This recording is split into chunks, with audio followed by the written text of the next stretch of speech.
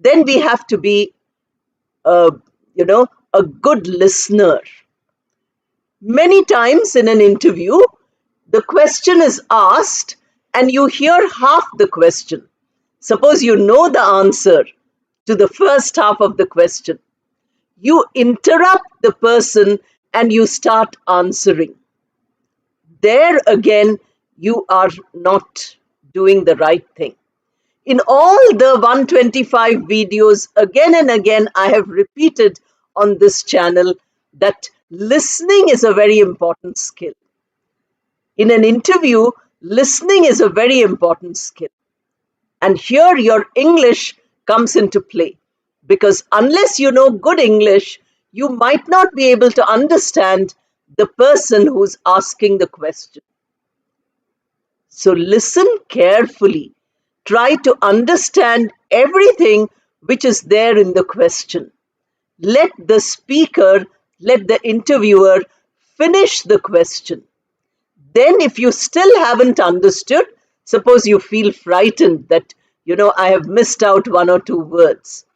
Then you say, I beg your pardon.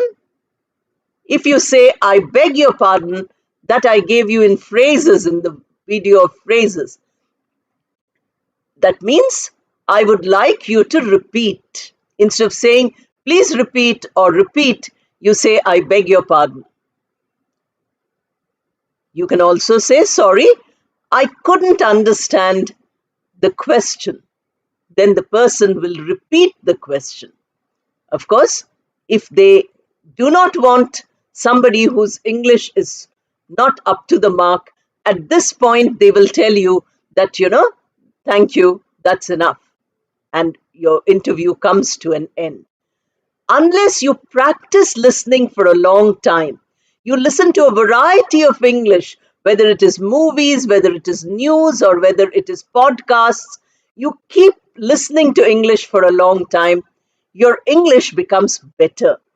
Your listening ability improves.